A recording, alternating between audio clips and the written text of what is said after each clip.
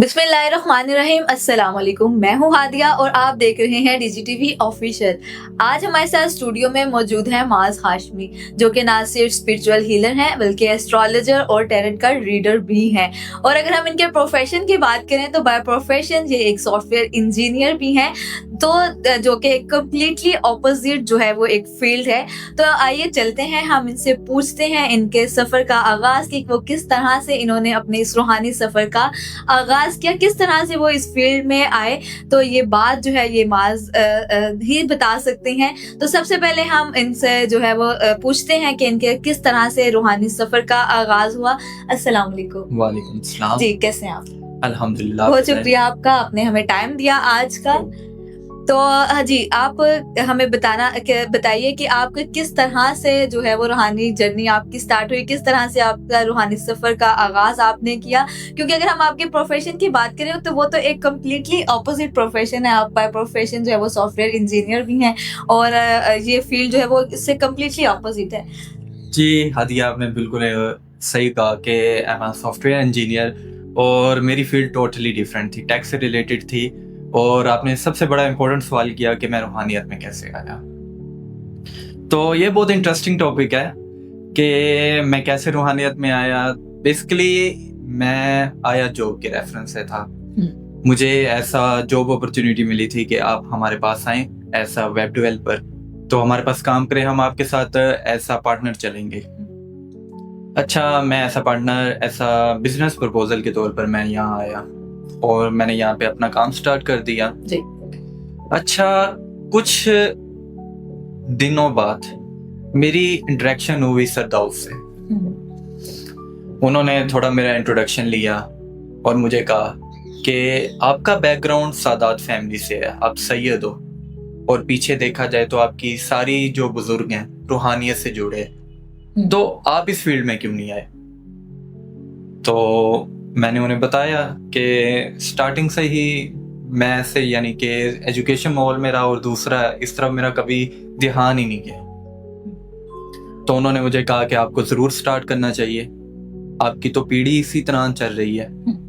तो मैंने फिर उनकी बात को फॉलो किया और उस दिन से मैं अपना रूहानी सफ़र स्टार्ट कर बैठा और उनसे काफ़ी अपनी चीज़ें सीखी, अपनी रूहानियत बढ़ाई, ध्यान सीखा, वज़ाइफ सीखे और अब उनका इस्तेमाल भी कर रहा हूँ। साथ साथ सॉफ्टवेयर इंजीनियरिंग की जॉब भी चल रही है, ऐसा प्रोजेक्ट्स हैंडल कर रहा हूँ, साथ सॉफ्टवेयर हाउस चला रहा हूँ, साथ साथ रूहानियत का सफ़र भी चला रहा हूँ। ठीक है, तो जिस तरह से हमने स्टार्टिंग में बात की कि आप जो है वो स्पिरिचुअल हीलर भी हैं, आप लोगों का रूहानी इलाज भी करते हैं। तो अगर हम आपकी पर्सनली बात करें तो आपको कभी खुद के साथ इस तरह का कोई इशू, कोई इस तरह के आपके पर्सनली कुछ इस तरह से आपकी चीज़ कोई फील हुई कि आप भी कहीं ना कहीं इस चीज़ का जो है वो शिकार थे? बेसिकली आपको पता है नेगेटिविटी हर जगह होती है और देखा जाए तो नजर बद के भी असरात होते हैं। बिल्कुल। तो देखा जाए तो हर कोई शिकार है आज के दौर में। एक अच्छा खासा इंसान भी नजर बद का शिकार होता है, उसके ऊपर नेगेटिविटी इतनी ज़्यादा आ जाती है जिससे उसके काम रुक जाते हैं और मसले मसाइल का सामना होता है। तो हाँ, कह सकते हैं कि मैं था, लेकिन फिर जिस तरह रूहानियत से जुड़ने के बाद काफ़ी अपने अंदर तब्दीली आई और अपनी चीज़ें काफ़ी बेटर की मैंने। तो अब अल्लाह का शुक्र है कि मेरी चीज़ें भी बेटर है और मैं दूसरों की चीज़ें भी बेटर कर रहा हूँ। जी, ठीक है। तो जिस तरह से आप रूहानी इलाज करते हैं लोगों का, और तो कोई आप आज हमारे साथ इस तरह का जो है वो केस ऐसा शेयर करें, फर्स्ट इंटरेक्शन आपका कि किस तरह से आपने जब लोगों का इलाज शुरू किया, तो कोई आपका जो फर्स्ट केस जो आपने डील किया वो क्या था, उसमें आपका जो है वो क्या एक चीज़ सीखने को मिली, क्या एक आपको ऐसी चीज़ मिली जो नॉर्मल रूटीन से बिल्कुल हट कर थी? बिल्कुल हादिया, आपने बहुत दोबारा से इंटरेस्टिंग क्वेश्चन पूछा है। तो मैं अपना फर्स्ट केस सुनाता हूँ आपको कि फर्स्ट केस जो मेरा रूहानियती पेशेंट, एक ऐसा पेशेंट था मेरे पास जिसके ऊपर प्रॉपर ब्लैक मैजिक होता था। अच्छा, वो नॉर्मल मेरे पास आया था अपना चेकअप करवाने के लिए। तो जब मैंने उसके ऊपर पढ़ाइयाँ शुरू की तो अचानक से उसके अंदर हाजिरी होगी जिन्नात की। और वो एक फर्स्ट केस में ही जो है वो फर्स्ट केस। ओके। और जब हाजिरी हुई मैं शॉक्ड कि इसने मुझसे जस्ट दम करवाना था और मैंने दम किया तो अचानक हाजिरी। تو میرا پہلا کیس تھا تو اور فرسٹ ٹائم میں نے کسی کے اندر جنات کی حاضری کروائی تھی، تو تھوڑا سا شوق تھا، تھوڑا سا سرپرائز تھا میرے لیے. تو پھر میں نے اس کا علاج پراپر سٹارٹ کیا، اس سے بات کی کہ آپ اس کے اندر کیوں آئے ہو، کس مقصد سے آئے ہو، آپ کا مقصد کیا ہے. تو اس نے پھر پہلے تو مجھے ڈرانے کی بھرپور کوشش کی، کیونکہ بزرگوں کا فیض تھا، ہاتھ تھا میرے سر پر. تو میں اس کے ذرا سی باتوں میں ڈرا نہیں، بلکہ اس کا مقابلہ کیا، اس سے پڑھائیاں کی، جس سے کافی اسے سخت اس کے اوپر اثرات آئے اور اسے جلن محسوس ہوئی، جس کی وجہ سے وہ ڈر گیا. پھر جب وہ دیکھا کہ یہ میری باتوں میں نہیں آنے والا، نہ یہ ڈرتا ہے، اوپر سے اس کے پاس وظائف ہیں بزرگوں کی، پیچھے اس کے پاس سپورٹ ہے، تو پھر اس نے مجھے بتانا شروع کیا. میں نے اس سے پوچھا کہ آپ کیوں آئے ہو، کیسے آئے ہو اور کیا مقصد ہے آپ کا. تو اس نے مجھے بتانا شروع کیا کہ مجھے پیچھے سے بھیجا گیا ہے اس کو مارنے کے لیے. ان کا فیملی کوئی پرسنل میٹر تھا، جس کی وجہ سے ان کی سگی بھائی کی جو وائف ہے وہ ان کے اوپر بلیک میجک کروا رہی تھی کہ کسی طرح یہ مر جائے. اور جب وہ میرے پاس آیا تھا تو اس نے بتایا تھا کہ میں پچھلی رات یہ بڑی مشکل سے بچی ہے، نہیں تو میں اسے چھت سے نیچے پھینکنے لگا تھا. اور کیس تھا، واقعی ہی سویر کیس تھا، اور اس کے جو عورت تھی اس کے ہسبینڈ نے بچایا تھا. اور یہ دیکھ لیں کہ وہ مرنے کے اینڈنگ پہ تھی، لٹکی ہوئی تھی باقاعدہ. تو اس نے کہا تھا اس کا کام تمام تھا، یہ اللہ کی طرف سے ہی بچ گئی. تو پھر میں نے اس کے پر اور پڑھائیاں کی، تو اس نے جلانا شروع کر دیا کہ مجھے مت مارو، میں نہیں کروں گا. تو پھر میں نے اس سے مزید ڈیٹیل بھیجی، تو اس نے بتایا کہ اس کے جو یہ ابھی سے ان کے اوپر نہیں ہے، ان کے جو ماں باپ ہیں ان کو بھی ہم نے ہی مارا ہے. باقاعدہ اس کی جو بھابھی ہے وہ ہمیں بھیجتی تھی ان کے خاندان کو تباہ کرنے کے لیے. تو پھر ایسا ایسا باتیں کھلتی گئیں، پتہ چلتا گیا. اور وہ ایک نہیں تھے، ایک کو بھگاتے تھے دوسرا آ جاتا تھا، دوسرے کو بھگاتے تھے تیسرا آ جاتا تھا، پورا ایک قافلہ تھا. اور جس کے ساتھ میری انٹریکشن ہو رہی تھی، جس سے میری باتیں ہو رہی تھی، وہ ان کا سردار تھا. پھر ان کے اوپر باقاعدہ ہانڈی کا عمل کیا گیا.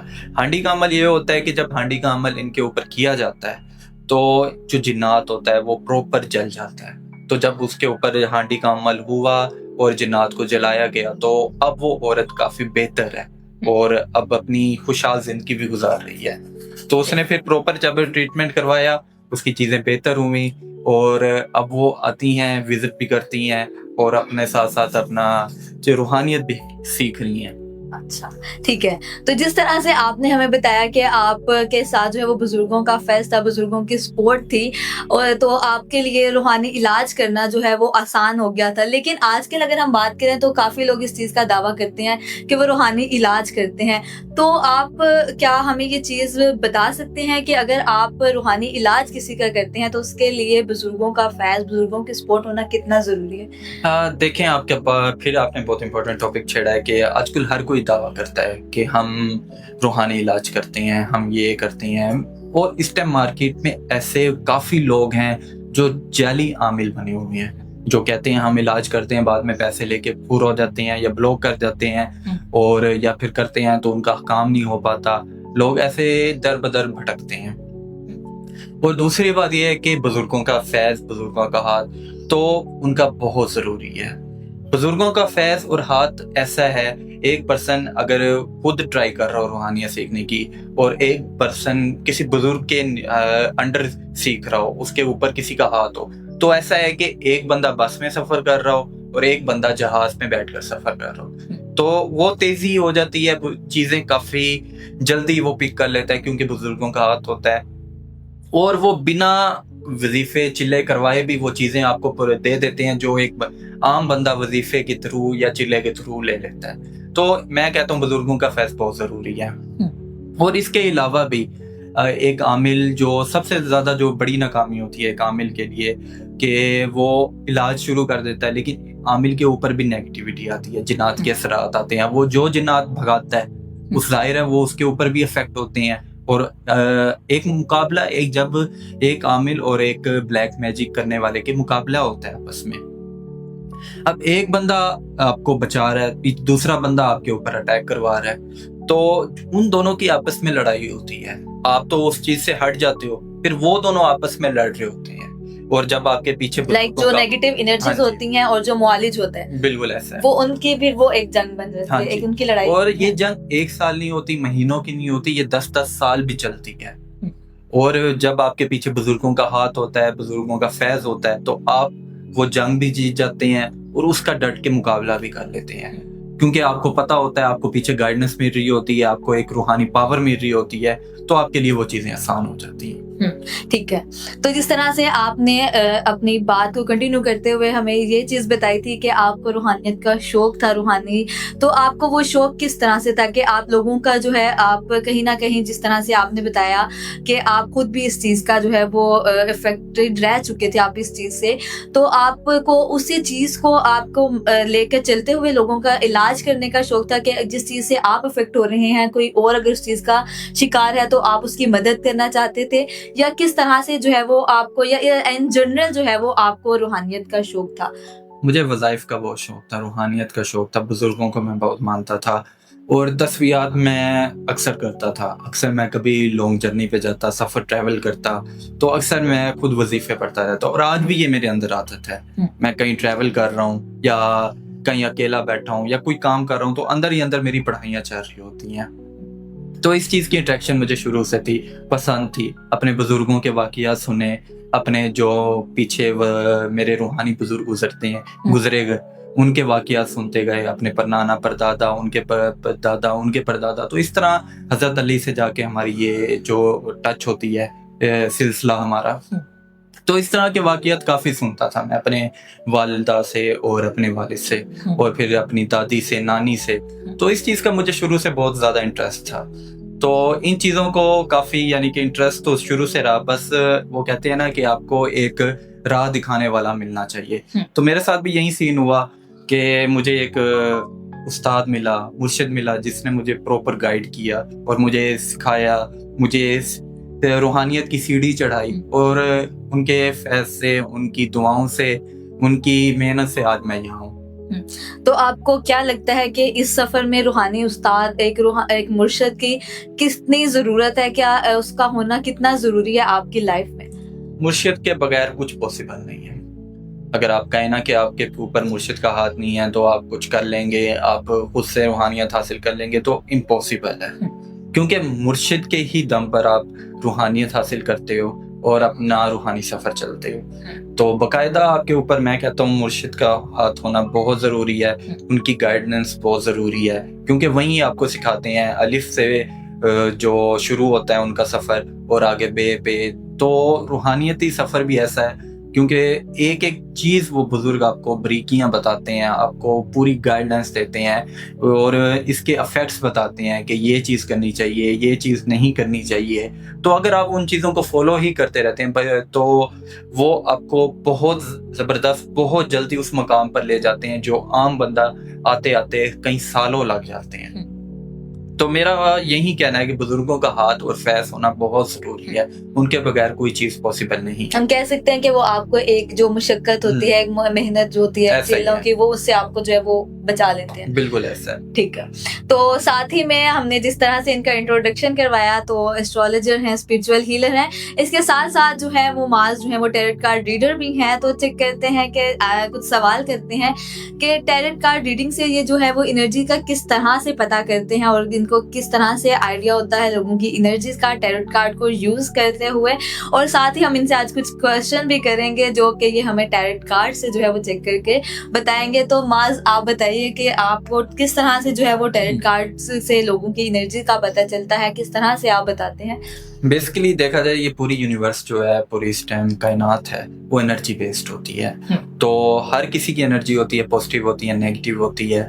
تو جو ٹیرو کارڈ ہوتے ہیں وہ بیسیکلی آپ کی انرجی ریڈ کرتے ہیں, وہ بتاتے ہیں آپ کی اس ٹائم کرنٹ انرجی کیا چل رہی ہے اور اس کو کس طرح بہتر کیا جاتا ہے. وہ آپ کو ایک قسم کی گائیڈ لائنس دیتے ہیں, وہ آپ کو آپ کی جو کرنٹ افیئر ہیں ان کے بارے میں بتاتے ہیں, اور پھر اس کا سلوشن بتاتے ہیں کہ اگر آپ اس چیز کو ایسے کر لیں تو آپ کا فیوچر بیٹر ہو سکتا ہے, اور آپ کا پاسٹ ایسے گزرا ہے, پریزنٹ اس طرح جا رہا ہے, اور آپ پریزنٹ کی یہ چیز, یہ غلطی, یہ چیزیں سدھار لیں تو اپنا فیوچر آپ بہتر کر سکتے ہیں.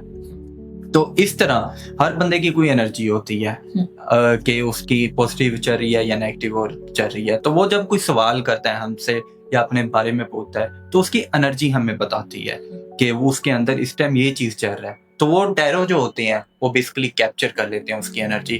اب ٹیرو کے پیچھے بھی ایک مخلوق ہوتی ہے جو انرجیز بتا رہی ہوتی ہے, جو کہ میں نے آپ کو بتایا کہ یہ بزرگوں کا فیض ہوتا ہے. تو ان کے بدولت ہی ہمیں یہ چیز ملی اور انہوں نے ہمیں پراپر گائیڈنس دی ٹیرو کے بارے میں.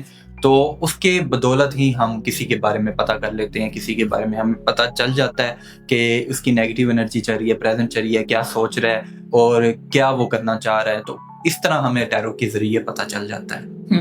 ٹھیک ہے, تو اگر ہم آپ سے پوچھیں کہ آپ اگر ہمیں کچھ کرنٹ افیئرس کی اگر ہم بات کریں تو آپ کچھ سرکمسٹانسز جو آج کل پاکستان کے چل رہے ہیں اس سے ریلیٹڈ اگر ہم آپ جو ہے وہ ٹیرٹ کارڈ سے چیک کر کے بتائیں, ان کی انرجی چیک کر کے بتائیں تو. جی بالکل ایسا ہو سکتا ہے. آپ کوئی بھی سوال کریں تو میں آپ کے انشاءاللہ سوال کا جواب پراپر دوں گا ود ٹیرو. ہاں ٹھیک ہے, آپ ہمیں پاکستان کی جو وہ کرنٹ افیئرس کو جو ہے وہ مد نظر رکھتے ہوئے پاکستان کی کرنٹ انرجی جو ہے وہ آپ بتا دیں. تو بالکل میں آپ کو اس ٹائم پاکستان کی کرنٹ انرجی بتاتا ہوں ود ٹیرو. تو پاکستان کی کرنٹ انرجی کیا چل رہی ہے؟ پاکستان کی کرنٹ انرجی تو محنت مشقت کر رہا ہے چیزوں کو نکلنے کی اپنی, یعنی کہ پاکستان فل اسٹرگل کر رہا ہے, ایک بیٹر پوزیشن حاصل کرنے کی کوشش کر رہا ہے, اور کئی معاملات میں اس کے عالمی سطح پر چیٹنگیں بھی ہو رہی ہیں اس کے ساتھ.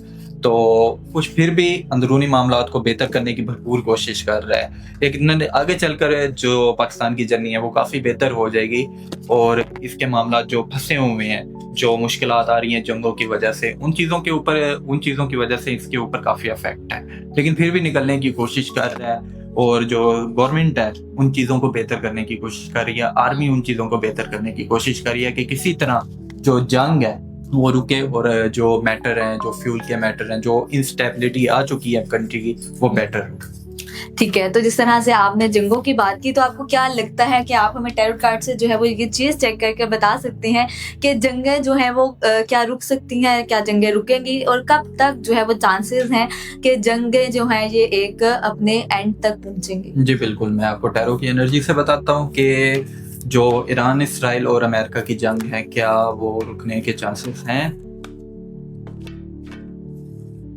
تو ابھی تو کوئی چانسز نہیں نظر آ رہا, کیونکہ ایک نہ ایک اینڈ پہ کنٹری ان کے ساتھ اسکیم ہو جاتا ہے. ایک کنٹری ڈاؤن ہوتا ہے تو دوسرا اس کے ساتھ دھوکے بازی کر جاتا ہے. تو ان چیزوں کے معاملات کی وجہ سے معاملات تھوڑے ڈسٹرب رہیں گے, اور آگے چل کر تھوڑے بہت چانسز ہیں کہ صلح ہو جائے, لیکن جو آپس میں ان کی چیٹنگ ہو جاتی ہے, 50-50 انرجی. ہاں جی 50-50 انرجی ہے, لیکن صلح کی طرف معاملات بھی بڑھتے ہیں, لیکن کوئی نہ کوئی ایک کنٹری دھوکہ دے جاتا ہے, سیز فائر ہوتا ہے, لیکن کوئی ایک ایسا اسٹیپ لے جاتا ہے جس کی وجہ سے وہ جو صلح کی طرف جا رہی ہوتی ہیں چیزیں وہ خراب ہو جاتی ہیں, اور پھر سے وہ بیٹل کی طرف موو کر جاتی ہیں. ٹھیک ہے, تو یہ تھے آج ہمارے ساتھ معاذ موجود تھے, جن سے ہم نے ان کا تھوڑا سا روحانی سفر کا آغاز پوچھا, کس طرح سے انہوں نے لوگوں کا علاج شروع کیا, اور ساتھ ہی میں ہم نے ان کی ٹیرٹ ریڈنگز کو بھی, انرجیز بھی چیک کروائیں. پاکستان سے ریلیٹڈ کچھ کوشچنز جو تھے ہم نے ان سے کرنٹ افیئر سے ریلیٹڈ پوچھے, تو آئی ہوپ کہ آپ لوگوں کو یہ پسند آئے ہوگا. اور مزید ایسی ویڈیوز اگر آپ اپنی پرسنل ریڈنگز کروانا چاہتے ہیں, یا اپنا جو ہے وہ اسپرچولی طور پر اپنی گائیڈنس چاہتے ہیں, تو نیچے دیے گئے نمبر پر آپ رابطہ کر سکتے ہیں. بالکل آپ کو کمپلیٹ ایک گائیڈنس ملے گی. تو آئی ہوپ کہ آپ کو یہ ویڈیو پسند آئی ہوگی. مزید ایسی ویڈیوز کے لیے آپ ہمارا چینل ضرور وزٹ کیجیے گا, لائک کیجیے, شیئر کیجیے, سبسکرائب کیجیے. Thank you. اللہ حافظ. اللہ حافظ.